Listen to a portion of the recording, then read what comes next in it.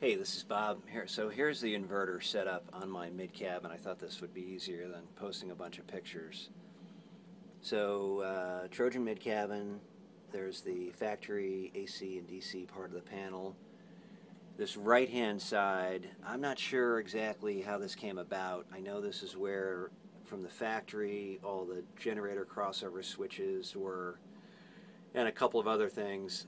So I just don't know what the deal is. When I bought the boat, you see those switches there. I just had those engravings made last week, and I added the battery monitor at the top, and then the bottom is the inverter indicator and on-off switch.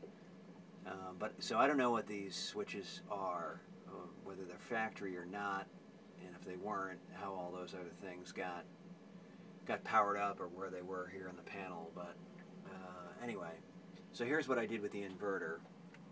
So after going back and forth and kind of figuring out how I'd use the inverter, my wife and I kind of realized that almost all the usage would be some appliance like a coffee pot or teapot or something like that being plugged into an outlet. So rather than try to interface this with the AC side of the boat, I installed the on-off switch here, and then right next to the panel there was a single AC outlet, and so I made that a 2-gang box, and then the GFI outlet on the left side is hardwired right to the inverter, so that outlet doesn't do anything unless you plug something in and turn this inverter switch on, so there's no risk of anything going awry as far as crossover to the AC side of the boat. It just doesn't work. So I did that, and then that's a home run 14.3 back to the inverter, and I'll show you where I mounted that in just a second. So because I've got my TVs, both my LCD TVs hardwired to the 12-volt side, with this inverter, I can run pretty much everything. The only other thing that I can't run, and I have a plan for that, I think, is my microwave, which is here. And so what I think I'm going to do, Blue Sea System sells a crossover switch, which I could mount somewhere over here. And then the breaker for the microwave is right there. And so what I'm going to do, I have to investigate this a little bit more, but if I'll mount that crossover switch somewhere over here and hardwire it to this outlet, I'll be able to, in one position, use the AC here, isolate this breaker, and then the microwave will work as it normally does. And then in the other position, it'll take the output of the inverter, which is this outlet, so tie it in the back there, and then that takes advantage of the wiring that's already going to the microwave anyway, and so no more wiring to do. So I do that. If I get that to work, then I've got everything that I could possibly need for the inverter.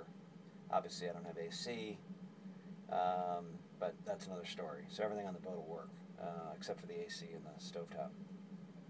The other thing I did while I'm here, sort of battery related, I posted about this, is this galley fridge is running from the factory, runs off, I forget which one of the engine start batteries.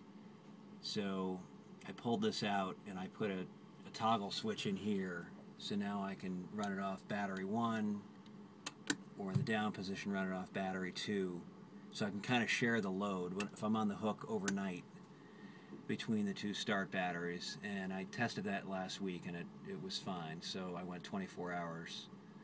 I did about 10 hours on one and the rest on the other, and that worked fine. And with my battery indicator here, this 3-bank indicator, I can keep a good eye on things. Alright, so that's the inverter. That's the on-off. There's the outlet. The inverter itself is mounted down here. One thing I did in this mid-cabin was, let me back up here, under each of these cushions there's some pretty good storage, but these panels that sit under the cushions are kind of a pain, so I hinged all of them, so now I can just lift it up, and I use all 3 for storage, which is handy. So anyway, so here's the inverter mounted here. there's the plug that I put on the end of the 14.3, so that's that home run that I mentioned, that goes back to that outlet. So out of the inverter to the outlet, and then the black wire goes to the remote. And then on the DC side, this is 00 cabling that I used, which is a couple of sizes, maybe 3 sizes bigger than it really called for. It's a 1500 watt inverter. And then my connection point, Blue Sea sells these studs, bulkhead pass-through studs. So it's the same stud on the other side, which you'll see in a second, and that's just my positive and negative connection. And so on the other side of that, it picks up and goes to the battery bank. And so that's it. So that's the inverter setup.